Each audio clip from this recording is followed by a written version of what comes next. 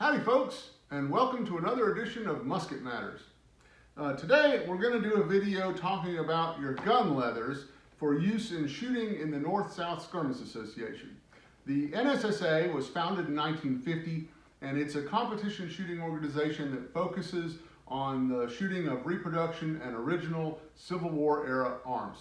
They have individual competitions where you shoot at bullseye targets for score, and they have team competitions where you have teams of shooters that have timed events that shoot against breakable targets. A lot of fun.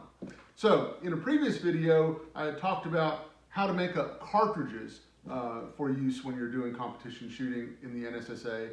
And this video, we're going to talk about your gun leathers.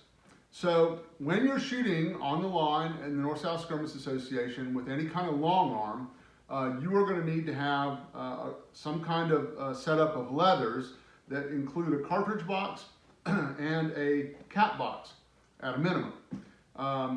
There are different configurations of these things that were used in the war and that are allowed to be used in the North-South Skirmish Association. This is just what I use. As I've said in other videos, the NSSA has an entire rule book that covers all of the rules for shooting in the NSSA, and anything that I say is superseded by what those rules say. So if I make a mistake and say something that's wrong, or if the rules change after this video is made, be sure to check the rules, and I'll have a link down below. But this is what I've been using for the last 10 years in the NSSA. I use just a simple gun belt, and on this belt I have my cartridge box. This is a US style 58 caliber cartridge box, and it comes with metal tins in it and a cap box. And I'll put both of those on the gun belt. I also have a leather ID holder so that when you're on the firing line you can see your ID. This is an optional way to do it, not required. You can just get one of those little clear plastic things that you get at Office Depot or whatever and clip it to the back of your shirt or whatever, however you want to do it. But that's a convenient way to keep your ID, and you know you got to have your leathers to shoot, and so you'll have your ID. Something else that I've got here is a tin cup, not for drinking, as you might be able to see in there. The tin cup is, if you're shooting any kind of cartridge where you're going to be throwing stuff on the ground, the cup is just convenient. You can drop it right there in the cup, and that's a convenient way so that when you're done shooting, you don't have to get on your old knees and scrounge around on the ground picking up your cartridge pieces. So that's what the cup is for. A word about the cartridge box. So I use, it doesn't matter what caliber you're actually shooting. So I use this for everything, whether I'm shooting my 54 caliber Sharps, 58 caliber Enfield, 69 caliber smoothbore, whatever I'm shooting, I use the same cartridge box. You don't have to have a special, you don't have to have the right box for the right kind of gun, is what I'm saying. If you find, like I do, that the 69 caliber doesn't quite fit in the 58 caliber box with these metal tins, then when I go to shoot my smoothbore, I just pull the tins out, and then this just becomes a leather pouch, and it's easy enough to reach in there and get your cartridges in and out of the cartridge box. One thing you do want to note about cartridge boxes is some people, and they did this in period as well, like to use a shoulder strap for bearing the weight of your cartridge box.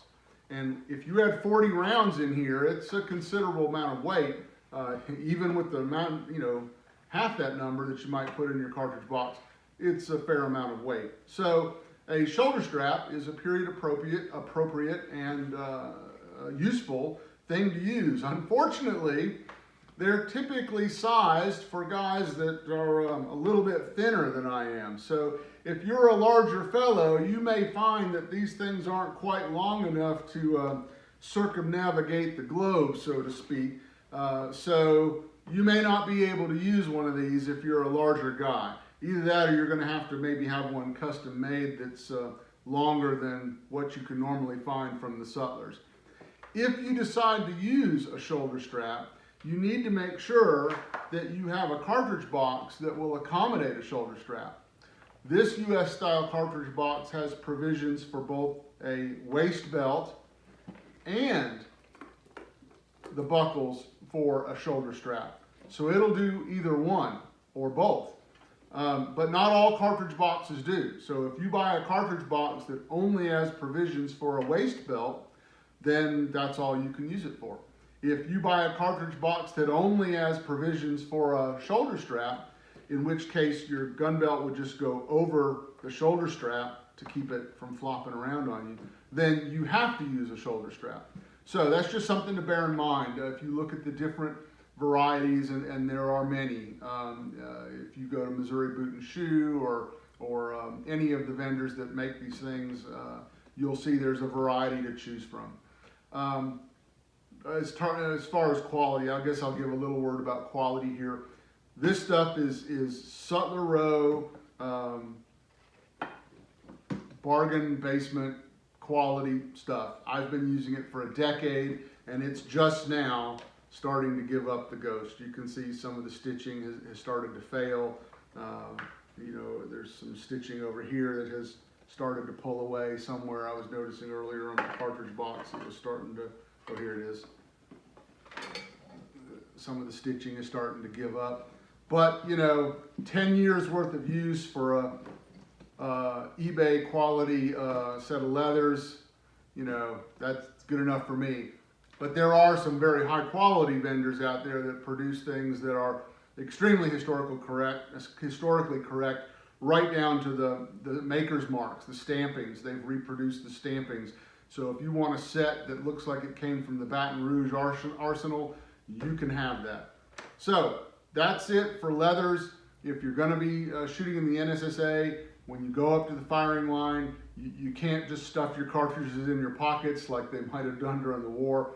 You have to have a set of leathers, and that's just for safety purposes, right? So when you're shooting, there are sparks flying around from the percussion cap and from the muzzle, and so by having your cartridges in a cartridge box, that helps prevent any situations, and it gives you the historical experience of what it's like under live fire and rapid fire conditions to fish out percussion caps and fish out cartridges, and just like they would have done it.